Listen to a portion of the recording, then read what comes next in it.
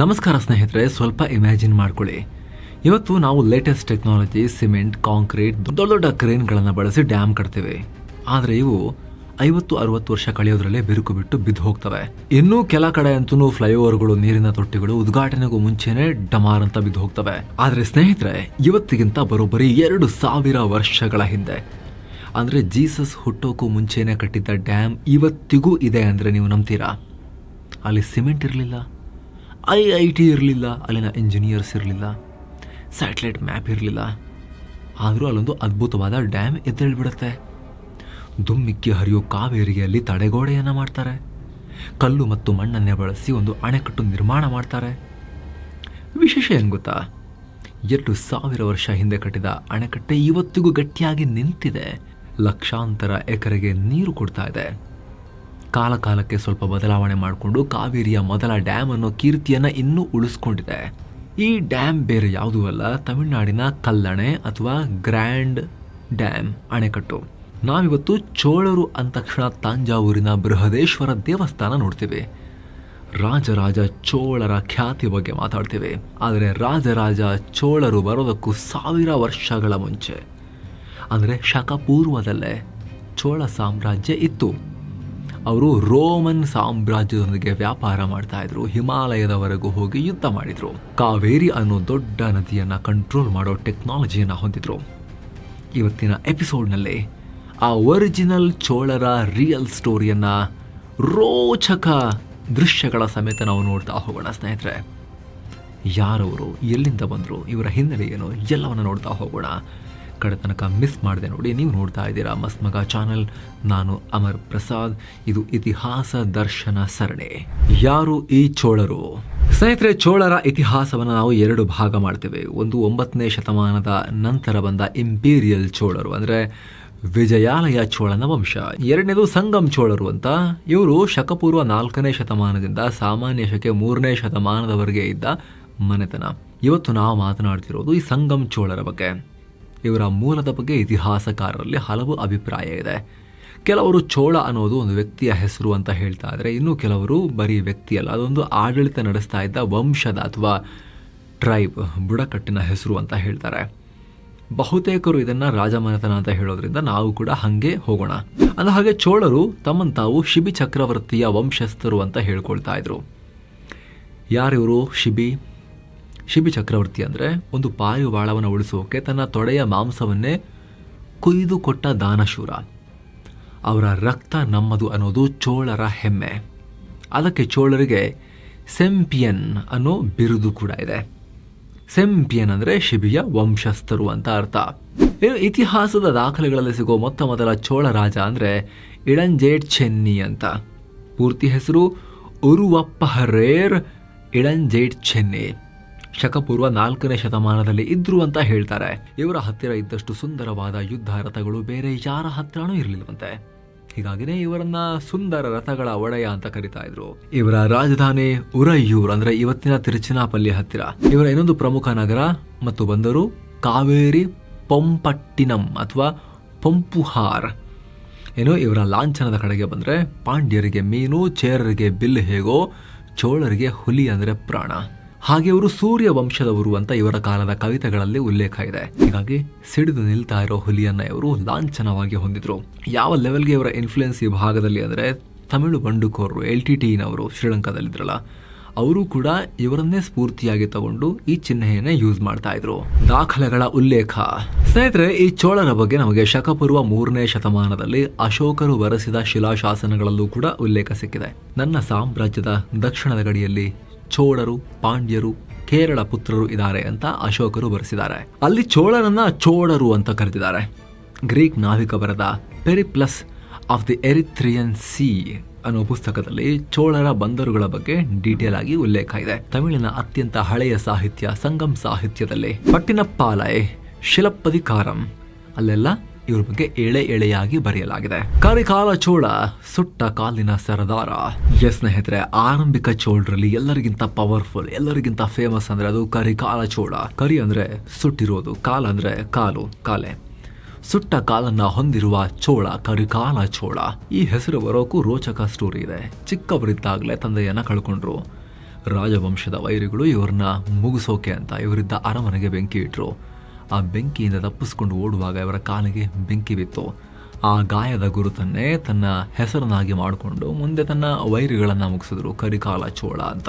ಇವರ ಜೀವನದ ಅತಿ ದೊಡ್ಡ ಸಾಧನೆ ಅಂದರೆ ವೆನ್ನಿ ಕದನ, ದ ಬ್ಯಾಟಲ್ ಆಫ್ ವೆನ್ನೆ. ಇದು ಪ್ರಾಚೀನ ದಕ್ಷಿಣ ಭಾರತದ ಇತಿಹಾಸದಲ್ಲೇ ಅತಿ ಭಯಂಕರವಾಗಿರೋ ಯುದ್ಧ ಅಂತ ಕರೆಸ್ಕೊಳ್ಳುತ್ತೆ. ತಂಜಾವೂರಿನ ಹತ್ರ ಇರೋ ವೆನ್ನಿ ಅನ್ನೋ ಜಾಗದಲ್ಲಿ ಯುದ್ಧ ನಡೀತು. ಒಂದು ಕಡೆ ಒಂಟಿ ಸಲಗ ಕರಿಕಾಲ ಚೋಳ, ಆ ಕಡೆ ನಿಂತಿದ್ದು ಚೇರ ರಾಜ ಪ್ಲಸ್ ಪಾಂಡ್ಯ ರಾಜ ಜೊತೆಗೆ 11 ಜನ ಇತರ ಚಿಕ್ಕ ಪುಟ್ಟ ರಾಜರು. ಅಂದ್ರೆ ಒಟ್ಟು 13 ಜನ ರಾಜರು ಒಟ್ಟಿಗೆ ಸೇರಿ ಕರಿಕಾಲನ ಸೇನೆ ಮೇಲೆ ಮುಗಿಬಿದ್ರು. ಕಡೆಗೆ ಕರಿಕಾಲ ಚೋಳ ಅಂಡ್ ಸೇನೆ ಆ 13 ಜನರ ಒಕ್ಕೂಟವನ್ನ ಧೂಳಿಪಟ ಮಾಡಿದ್ರು. ಅಲ್ಲಿಗೆ ದಕ್ಷಿಣ ಭಾರತದ ಸುಪ್ರೀಂ ಲೀಡರ್ ಆಗಿ ಕರಿಕಾಲ ಚೋಳ ಹೊರಹೊಮ್ಮಿದ್ರು. ಕಾವೇರಿಯನ್ನೇ ಕಟ್ಟಿ ಹಾಕಿದ ತಂತ್ರಜ್ಞಾನ. ಯುದ್ಧ ಗೆದ್ದಾಯ್ತು. ಆದರೆ ಕರಿಕಾಲರಿಗೆ ಇನ್ನೊಂದು ದೊಡ್ಡ ಚಾಲೆಂಜ್ ಇತ್ತು, ತನ್ನ ಪ್ರಜೆಗಳಿಗೆ ಊಟ ಕೊಡೋ ಚಾಲೆಂಜ್. ಕಾವೇರಿ ತುಂಬಿ ಹರಿದ್ರು ಕೂಡ ಮಳೆಗಾಲದಲ್ಲಿ ಪ್ರವಾಹ ಬಂದು ಬೆಳೆ ನಾಶ ಆಗ್ತಾ ಇತ್ತು, ಬೇಸಿಗೆಯಲ್ಲಿ ನೀರಿಲ್ಲದೆ ಬರ ಬರ್ತಾ ಇತ್ತು. ಇದನ್ನ ಕಂಟ್ರೋಲ್ ಮಾಡೋಕೆ ಕರಿಕಾಲ ಒಂದು ಮಾಸ್ಟರ್ ಪ್ಲಾನ್ ಮಾಡಿದ್ರು, ಅದೇ ಕಲ್ಲಣೆ. ಆದರೆ ಇದು ಅಷ್ಟು ಈಸಿ ಇರಲಿಲ್ಲ ಅವತ್ತು. ಯಾಕಂದ್ರೆ ಕಾವೇರಿ ನದಿಯ ತಳಭಾಗ ಬರೀ ಮರಳಿನ ಮೇಲೆ ನೀವು ಕಲ್ಲನ್ನಿಟ್ರೆ ಅದು ಹೂತು ಹೋಗುತ್ತೆ ಅಥವಾ ಜಾರ್ಕೊಂಡು ಹೋಗುತ್ತೆ. ಫೌಂಡೇಶನ್ ಹಾಕೋದು ಅಸಾಧ್ಯ. ಹೀಗಾಗಿ ಅವರು ಹೊಸ ಟೆಕ್ನಿಕ್ನ ಯೂಸ್ ಮಾಡ್ತಾರೆ. ದೊಡ್ಡ ದೊಡ್ಡ ಕಲ್ಲುಗಳನ್ನು ನದಿಯ ಹರಿವಿನ ಜಾಗದಲ್ಲಿ ತಂದು ಹಾಕ್ತಾರೆ. ಇದರ ಪರಿಣಾಮ ನೀರಿನ ಹರಿವಿಗೆ ಮರಳು ನಿಧಾನಕ್ಕೆ ಹೋಗಿ ಆ ಕಲ್ಲು ಆಮೇಲೆ ಒಳಗೆ ಹೋಗಿ ಕೂರುತ್ತೆ. ಅದರ ಮೇಲೆ ಇನ್ನೊಂದು ಕಲ್ಲು, ಅದರ ಮೇಲೆ ಇನ್ನೊಂದು ಕಲ್ಲು, ಹೀಗೆ ಕಲ್ಲುಗಳ ಲೇಯರ್ ಕ್ರಿಯೇಟ್ ಮಾಡಿ ಅದನ್ನೇ ಫೌಂಡೇಶನ್ ಮಾಡಿ ಅದರ ಮೇಲೆ ಡ್ಯಾಮ್ ಕಟ್ತಾರೆ. ಯಾವುದೇ ಸಿಮೆಂಟ್ ಇಲ್ಲ, ಸುಣ್ಣ ಮತ್ತು ಬೆಲ್ಲದ ಮಿಶ್ರಣವನ್ನ ಬೈಂಡಿಂಗ್ ಮಾಡಿ ಇದನ್ನು ನಿರ್ಮಿಸ್ತಾರೆ. ಇವತ್ತಿಗೂ ಆಧುನಿಕ ಇಂಜಿನಿಯರ್ಸ್ ಆ ಡ್ಯಾಮ್ ಅನ್ನ, ಅದರ ಡಿಸೈನ್ ಅನ್ನು ನೋಡಿ ತಲೆ ಕೆಡಿಸ್ಕೊಳ್ತಾ ಇದ್ದಾರೆ. 2000 ವರ್ಷಗಳ ಹಿಂದೆ ಇದೆಲ್ಲ ಹೇಗೆ ಸಾಧ್ಯ, ಹೆಂಗ್ ಮಾಡಿದ್ರು ಅಂತ ಕೇಳ್ತಾರೆ. ಬಂಗಾರವಾಯ್ತು ತಂಜಾವೂರು. ಇನ್ನು ಚೋಳರ ಈ ಪ್ರಯತ್ನ ಎಷ್ಟರ ಮಟ್ಟಿಗೆ ಫಲ ಕೊಡ್ತು ಅಂದ್ರೆ ಇಡೀ ತಂಜಾವೂರು ಪ್ರದೇಶಕ್ಕೆ ವರ್ಷ ಪೂರ್ತಿ ನೀರು ಸಿಗೋಕೆ ಶುರುವಾಯಿತು. ಇವತ್ತಿಗೂ ತಂಜಾವೂರನ್ನ ದಕ್ಷಿಣ ಭಾರತದ ಅಕ್ಕಿಯ ಕಣಜ, rice bowl of South India ಅಂತ ಕರೀತಾರೆ. ಇದಕ್ಕೆಲ್ಲ ಕಾರಣ ಕರಿಕಾಲ ಚೋಳರ ವಿಷನ್. ಹಾಗಂತ ಇವತ್ತು ನೋಡ್ತಿರೋ ಡ್ಯಾಮ್ ಪೂರ್ತಿ ಕರಿಕಾಲ ಚೋಳರು ಒಬ್ಬರೇ ಕಟ್ಟಿದ್ದಲ್ಲ, 2000 ವರ್ಷಗಳ ಕಾಲ ಹಾಗೆ ಇತ್ತು. ಈ ಕಾಲಘಟ್ಟದ ಉದ್ದಕ್ಕೂ ಕೂಡ ರಿನೋವೇಷನ್ಗಳು ಆಗ್ತಾ ಬಂದಿವೆ. 19ನೇ ಶತಮಾನದಲ್ಲೂ ಕೂಡ ಬ್ರಿಟಿಷರು ರಿನೋವೇಟ್ ಮಾಡಿದ್ರು. ಮೊದಲು 1804ರಲ್ಲಿ British military engineer captain Caldwell ಇಲ್ಲಿಗೆ ಬಂದರು. ಅವರು ಸ್ಟಡಿ ಮಾಡಿದಾಗ ಗೊತ್ತಾಗಿದ್ದೇನೆಂದ್ರೆ ಕಾವೇರಿಯ ಮ್ಯಾಕ್ಸಿಮಮ್ ನೀರು ಕೊಳ್ಳಿಡಮ್ ನದಿಗೆ ಹರಿದು ವೇಸ್ಟ್ ಆಗ್ತಾ ಇತ್ತು. ಆಗ ಕಾಲ್ಡ್ವೆಲ್ ಏನು ಮಾಡಿದ್ರು ಅಂತ ಹೇಳಿದ್ರೆ ಕರಿಕಾಲ ಚೋಳ ಕಟ್ಟಿದ್ದ ಡ್ಯಾಮ್ನ ಕಲ್ಲುಗಳ ಮೇಲೆ ಇನ್ನೂ 69 ಸೆಂಟಿಮೀಟರ್, ಸುಮಾರು 27 ಇಂಚು ಹೈಟನ್ನು ಏರಿಸಿದ್ರು. ಇದರಿಂದ ನೀರು ಸಂಗ್ರಹಣಾ ಸಾಮರ್ಥ್ಯ ಹೆಚ್ಚಾಯಿತು.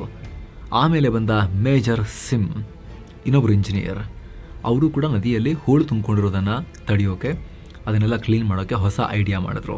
ಎಲ್ಲಕ್ಕಿಂತ ಹೆಚ್ಚಾಗಿ ಪ್ರಖ್ಯಾತ British engineer sir Arthur cotton ಈ ಡ್ಯಾಮ್ ನೋಡಿ ಎಷ್ಟು ಇಂಪ್ರೆಸ್ ಆದರು ಅಂದರೆ, ನಮ್ಮ ಹತ್ರ ಎಷ್ಟೇ ಮಾಡರ್ನ್ ಟೆಕ್ನಾಲಜಿ ಇದ್ರೂ ಕೂಡ ಆ ಕಾಲದ ಸಾಮಾನ್ಯ ಜನರ ಇಂಜಿನಿಯರಿಂಗ್ ಬುದ್ಧಿವಂತಿಕೆ ಮುಂದೆ ನಾವೇನು ಅಲ್ಲ ಅಂದರು. ತಮಾಷೆನ 2000 ವರ್ಷಗಳ ಕಾಲ ಡ್ಯಾಮ್ ಉಳ್ಕೊಳ್ಳೋದು ಅಂತ ಹೇಳಿದ್ರೆ, ಹಳೆ ಡ್ಯಾಮ್ ಆಗಿನ ಕಾಲದಲ್ಲಿ ಕಟ್ಟಿದ್ದು, ಇವಾಗ ಕಟ್ಟಿರೋದೇ ನಿಲ್ಲಲ್ಲ. ಸೊ ಇದೇ ಡ್ಯಾಮ್ನ ಮಾದರಿಯನ್ನು ಇಟ್ಕೊಂಡು ಕೊಳ್ಳಿಡಮ್ ನದಿಗೆ ಅಡ್ಡಲಾಗಿ ಲೋವರ್ ಅಣೆಕಟ್ಟನ್ನು ಕಟ್ಟಿದ್ರು. ಅಷ್ಟೇ ಅಲ್ಲ, ಈ ಕಲ್ಲಣೆ ಡ್ಯಾಮ್ಗೆ ದಿ ಗ್ರ್ಯಾಂಡ್ ಅನಿಕಟ್ ಅಂತ ಹೆಸರಿಟ್ಟಿದ್ದೆ ಈ ಆರ್ಥರ್ ಕಾಟನ್. ಅದಾದ್ಮೇಲೆ ಸುಣ್ಣ ಬಣ್ಣ ಎಲ್ಲ ಬಳಕೊಂಡು ಯೂಸ್ ಮಾಡ್ತಿದ್ದಾರೆ. ರೋಮ್ ಜೊತೆ ವ್ಯಾಪಾರ. ಸ್ನೇಹಿತರೆ, ರಾಜಧಾನಿ ಪಂಪುಹಾರ್ಗೆ ರೋಮ್, ಗ್ರೀಸ್, ಈಜಿಪ್ಟ್, ಚೀನಾದಿಂದ ಹಡಗುಗಳು ಬರ್ತಾ ಇದ್ವು. ರೋಮ್ ದೇಶದ ಅಗಸ್ಟಸ್ ಸೀಸರ್ನ ಆಸ್ಥಾನಕ್ಕೆ ಪಾಂಡ್ಯ ಮತ್ತು ಚೋಳರು ರಾಯಭಾರಿಗಳನ್ನು ಕಳಿಸಿದ್ರು ಅಂತ ಇತಿಹಾಸ ಹೇಳುತ್ತೆ. ನಮ್ಮ ಇಲ್ಲಿನ ಸಾಂಬಾರ ಪದಾರ್ಥಗಳು, ಮುತ್ತುಗಳು ಮತ್ತು ಮುಖ್ಯವಾಗಿ ಮಸ್ಲಿನ್ ಬಟ್ಟೆಗೆ ತುಂಬ ಡಿಮಾಂಡ್ ಇತ್ತು. ಇದಕ್ಕೆ ರೋಮ್ನಲ್ಲಿ ಎಷ್ಟೊಂದು ಡಿಮಾಂಡ್ ಇತ್ತು ಅಂದರೆ, ರೋಮ್ ಸಾಮ್ರಾಜ್ಯದ ಬಂಗಾರವೆಲ್ಲ ಭಾರತಕ್ಕೆ ಹರಿದು ಬರ್ತಾ ಇದೆ ಅಂತ ಹೇಳಿ ಅಲ್ಲಿನ ಸೆನೆಟ್ನಲ್ಲಿ ಗಲಾಟೆ ಆಗಿತ್ತಂತೆ. ನಮ್ದೆಲ್ಲ ಹೋಗ್ತಾ ಇದೆ, ಭಾರತಕ್ಕೆ ಹೋಗ್ತಾ ಇದೆ ಅಂತ. ಅರಿಕಮೇಡು, ಕಾವೇರಿ ಪಟ್ಟಣಂನಲ್ಲಿ ಸಿಕ್ಕಿರೋ ಸಾವಿರಾರು ರೋಮನ್ ಚಿನ್ನದ ನಾಣ್ಯಗಳೇ ಇದಕ್ಕೆ ಸಾಕ್ಷಿ ಸ್ನೇಹಿತರೆ. ರೋಮನ್ರ ಅಂದಿನ ನಾಣ್ಯಗಳು ಇಲ್ಲಿಗೆ ಬಂದಿದ್ವು. ವ್ಯಾಪಾರಕ್ಕಾಗಿ ನಮ್ಮ ಸರಕು ಸೇವೆಗಳನ್ನು ತಗೊಂಡು ಅವ್ರು ದುಡ್ಡು ಕೊಟ್ಟಿದ್ರು ನಮಗೆ ಅಂತ. ಮನುನೀದಿ ಚೋಳ, ನ್ಯಾಯ ಅಂದ್ರೆ ನ್ಯಾಯ.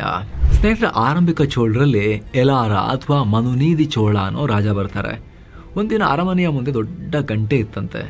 ಯಾರಿಗೆ ಅನ್ಯಾಯ ಆಗುತ್ತೋ ಅವ್ರು ಬಂದು ಗಂಟೆ ಬಾರಿಸ್ಬೇಕು ಅಂತ. ಒಮ್ಮೇನಾಗುತ್ತಂದ್ರೆ ರಾಜನ ಸ್ವಂತ ಮಗ ರಥ ಓಡಿಸ್ಕೊಂಡು ಹೋಗುವಾಗ ಆಕ್ಸಿಡೆಂಟಲ್ಲಿ ಒಂದು ಹಸುವಿನ ಕರು ಮೇಲೆ ರಥವನ್ನು ಹತ್ತಿಸ್ಬಿಟ್ರು. ಕರು ಸತ್ತು ಹೋಗುತ್ತೆ. ಆಗ ಆ ತಾಯಿ ಹಸು ಅರಮನೆಗೆ ಒಂದು ಕಣ್ಣೀರು ಹಾಕ್ತಾ ಗಂಟೆ ಬಾರಿಸ್ತಂತೆ. ಕಾಲ್ಪನಿಕನೋ ಅಥವಾ ಸಾಹಿತ್ಯನೋ ಒಟ್ಟಲ್ಲಿ ಬರ್ಕೊಂಡಿದ್ದಾರೆ. ಸಂಗಮ್ ಸಾಹಿತ್ಯದಲ್ಲಿ ಇರೋ ಉಲ್ಲೇಖ ಇದು. ವಿಚಾರ ತಿಳಿದ ತಕ್ಷಣ ರಾಜ ಅದನ್ನು ಸೀರಿಯಸ್ ತಗೊಂಡು ಕೂಟವನ್ನು ಕೂಡ ಸೇರಿಸಿದ್ರಂತೆ, ಅಂದರೆ ಕ್ಯಾಬಿನೆಟ್ ಮೀಟಿಂಗ್ ಥರ. ಆಮೇಲೆ ನ್ಯಾಯ ತೀರ್ಮಾನವನ್ನು ಕೂಡ ಮಾಡಿದ್ರಂತೆ.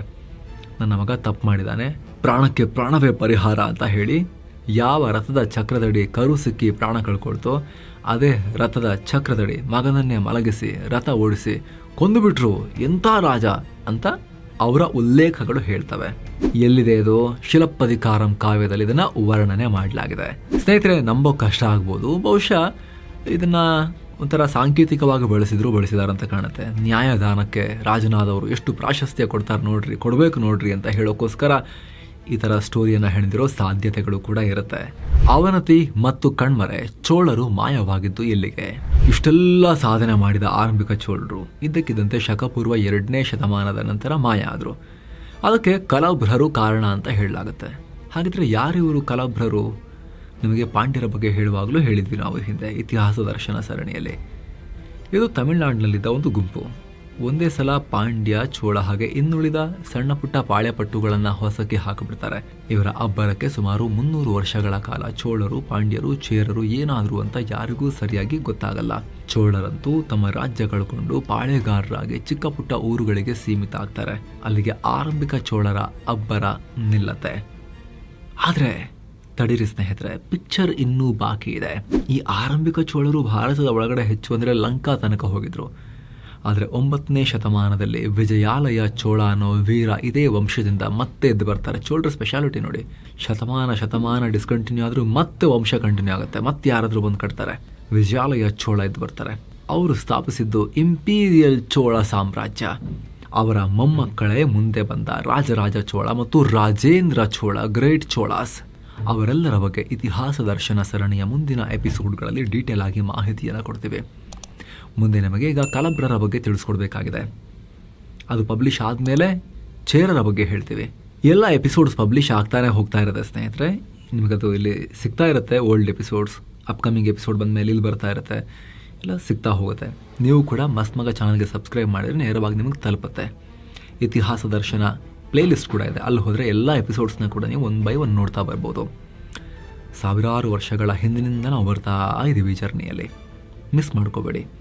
ಹಾಗೆ ಇತಿಹಾಸದ ಈ ರೋಚಕ ಸಂಗತಿಗಳ ಬಗ್ಗೆ ಆಸಕ್ತಿ ಇರುವಂತಹ ಸಮಾನ ಆಸಕ್ತರಿಗೆ ದಯವಿಟ್ಟು ಶೇರ್ ಮಾಡಿ ಸ್ನೇಹಿತರೆ.